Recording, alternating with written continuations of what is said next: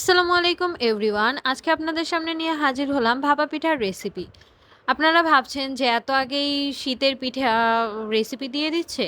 কারণ হচ্ছে কতদিন ধরে বৃষ্টি হচ্ছে, বৃষ্টিতে ঠান্ডা, ঠান্ডা আবহাওয়া ভালোই লাগতেছে।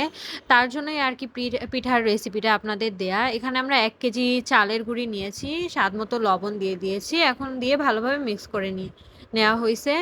তো এখন আমরা এখানে দুধ দিয়ে ভালোভাবে একটু গোলায় নিব গুঁড়িটা।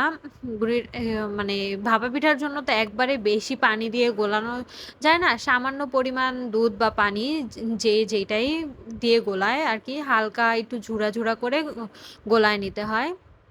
তো আমরা এখানে ১ কেজি দুধে ১ কাপের একটু কম দুধ ব্যবহার করেছি। তো দুধ দিয়ে ভালোভাবে মিক্স করে নিচ্ছি।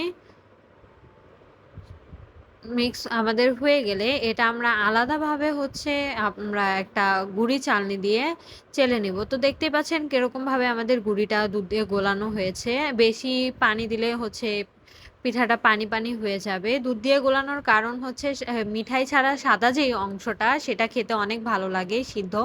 তো তার জন্যই দুধ দিয়ে গোলালে ভালো হয়। তো আমরা এখন এখানে ভালোভাবে চেলে নিব। আমাদের চালা হয়ে গিয়েছে একদম ঝরঝরা। তো এখন আমরা পিঠাটা কিভাবে বসাবো দেখেন। আমরা সামান্য পরিমাণে কিছু পরিমাণে চালের গুঁড়ি নিয়ে নিচ্ছি একটা পটের মধ্যে। তো ওইখানে আমরা চারপাশে চালের গুঁড়িটা ছড়িয়ে তার মাঝখানে হচ্ছে আমরা কিছু মিঠাই গুঁড়া করে নেয়া আছে।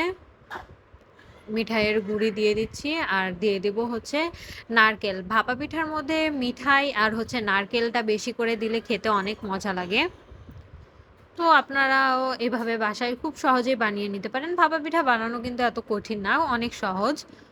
তো উপর থেকে নারকেলগুলো ঢাকার জন্য আরেকটু গুঁড়ি দিয়ে ভালোভাবে প্লেন করে নিতে হবে।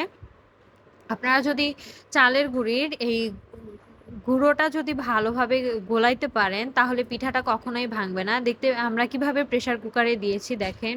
সিটিটা খুলে দেন আমরা প্রেসার কুকারের মাথায় নিচের যে অংশটা সেটা দিয়ে রেখেছি। তো এই ভাপেই হয়ে যাবে। প্রেসার কুকারে পানি দেয়া আছে। বলো আমাদের একটা পিঠা অলরেডি হয়ে গিয়েছে। দেখেন আমাদের পিঠাগুলো দেখতে কত সুন্দর হয়েছে। একটা পিঠাও ভাঙেনি। অনেকেই বলে যে ভাপা পিঠা হয় না, ভেঙে যায় বা ভালো হয় না খেতে, গুঁড়িটা কিরকম জানি লাগে। তো এভাবে যদি আপনারা বাসায় বানান তো কখনোই ভাঙবে না। উম ভালো খেতেও ভালো হবে। তো শীত আসার আগেই আমরা পিঠা বানিয়ে নিয়েছি। শীত পিঠা হচ্ছে সবসময়ই ভালো লাগে। শীত আর গরম বলতে নেই।